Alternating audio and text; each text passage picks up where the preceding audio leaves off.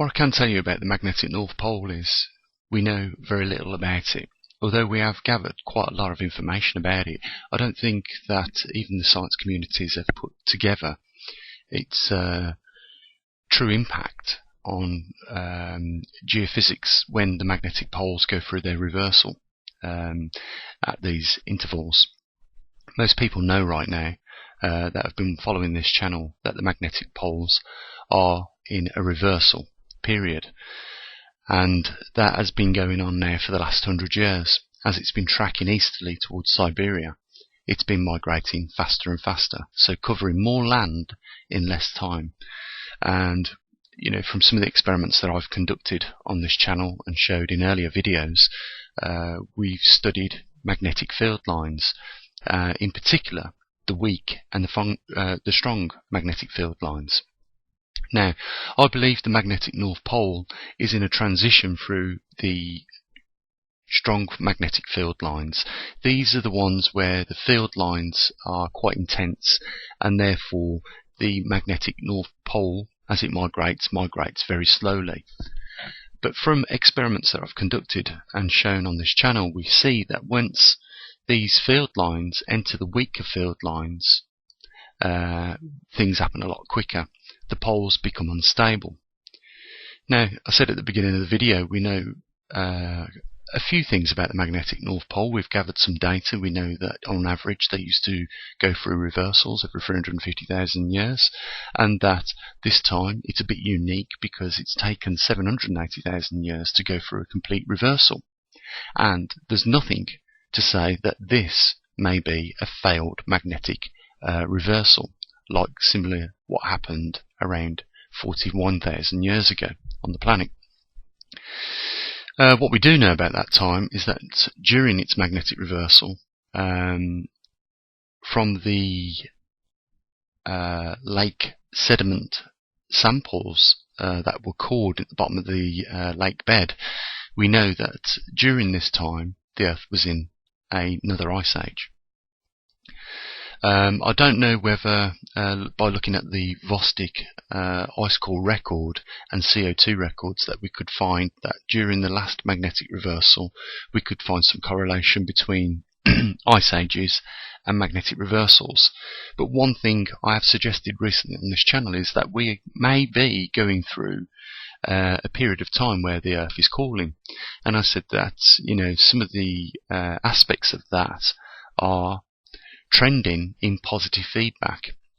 And what I mean by that is the more condensation or vapor that gets put into the atmosphere through a period of time where we've had relatively warm climate for the last 50-60 years, it has allowed more water vapor to be transferred in the water cycle to the atmosphere. And the problem is with that is the abundance of water that builds up in the atmosphere is going to have a leading effect in which it is going to block solar radiation. And there's a lot of problems with this, because not only is it going to block solar radiation, but also going through a period of a weakening magnetosphere due to the pole shift that reduces our strength. That blocks the cosmic radiations and solar radiation coming through the Earth. So we end up with a cooling effect because of the increase in cosmic rays and the reduction in protection because of the magnetosphere dropping around 20%. And we also end up with a cooling because of the amount of water vapor that's in the atmosphere. And that also blocks solar radiation getting through.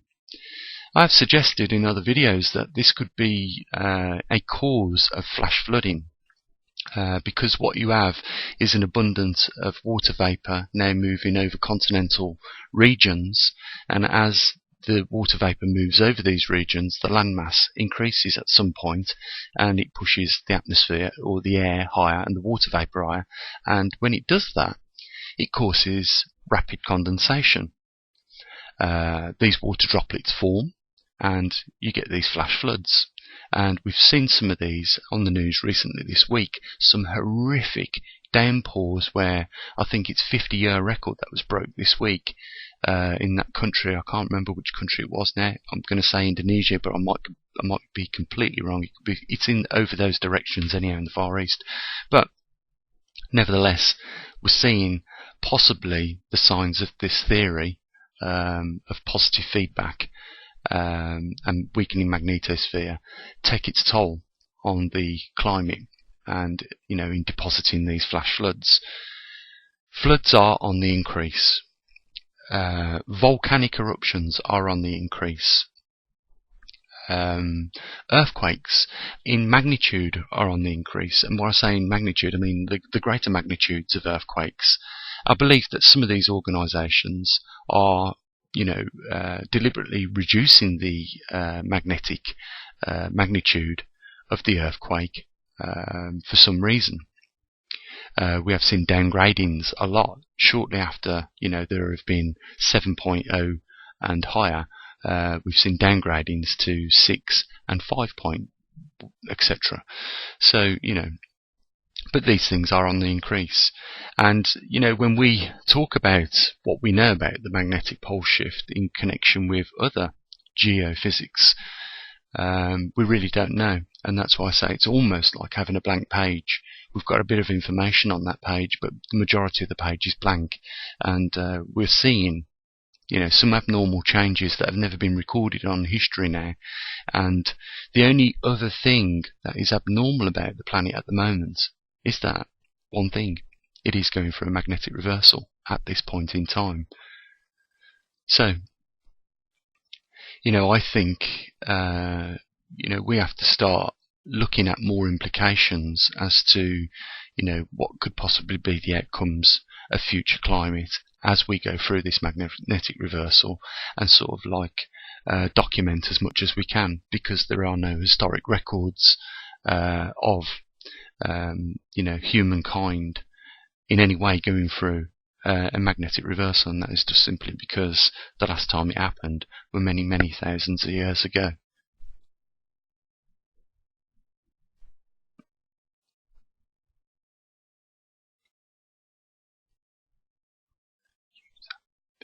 So like I say, we know many things about the magnetic reversals.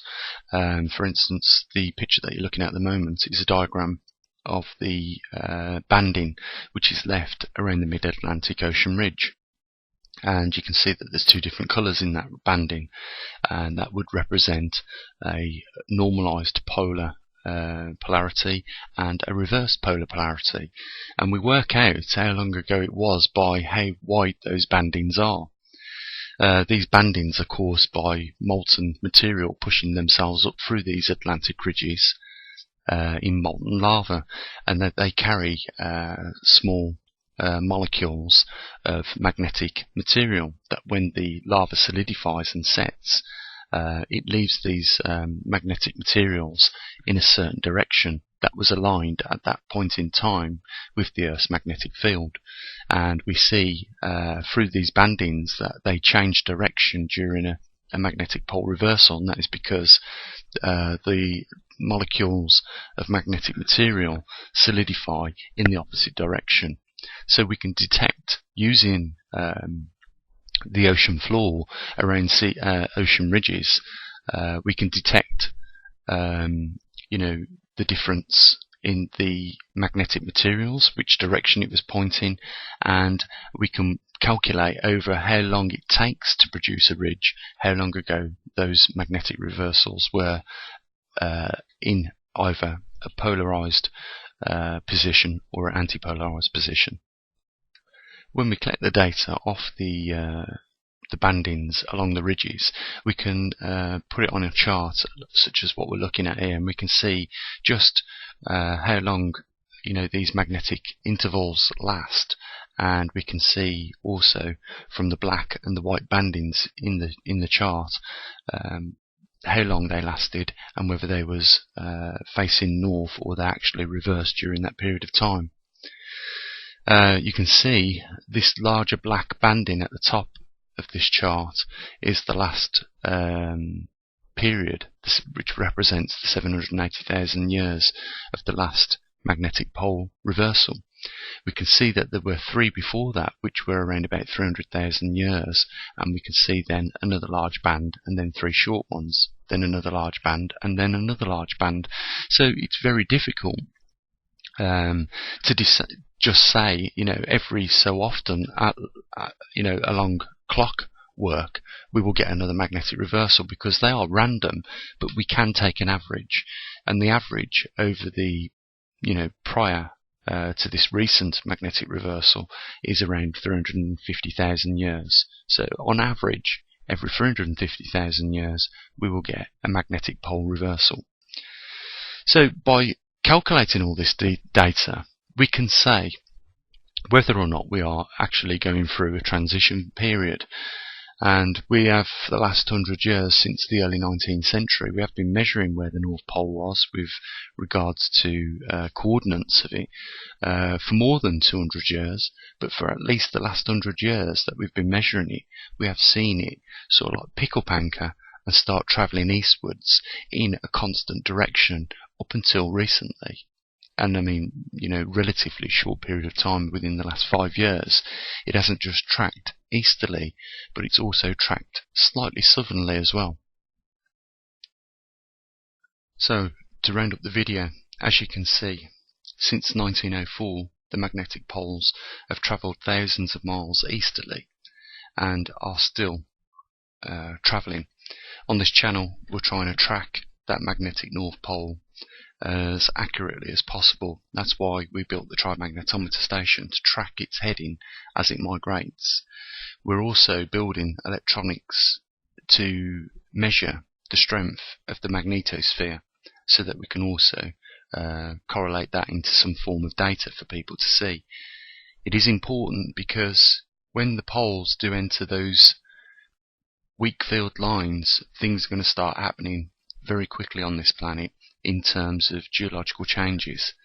And if we could put out an early warning of some sorts with regards to that, as soon as we see a rapid increase in the poles speeding up and a rapid decrease of the magnetosphere weakening. It could be very vital and valuable information for many people on this planet. We are, after all going to experience this together. And that's why, I always say, and can't stress enough, guys, there's a link down there, and this channel needs to be supported a lot more than what it has done recently. I can only thank those people that have, over the last month, chipped in a few quid here and there, but more needs to be done. More people need to support the channel financially, as well as spreading the word, about what is taking place on this planet. Guys, I know it's been a bit of a week since the last time I put a video up, but this is something that's very close to my heart. I try and relay the information in a non-scientific term. That's why we don't look at algebraic equations on this channel. We look at things that people can relate to, like charts, graphs, images, so that the layperson can understand what's going on, because I feel it is important for us all during this period of time to just keep our eyes on this. So thank you for your time that you've pledged with the channel. Thank you for those people that do fund it, and I can only encourage the people to continue doing that. And let's see if we can raise a bit more money than what we have been doing over the last couple of months. And let's see what more we can do on this channel. As you know, there's a website, Magnetic North Pole. Sorry, here we go. There's a website, poleshiftnews.com, and there's a link down there, guys. And enjoy the rest of your weekend. And as always, bye for now.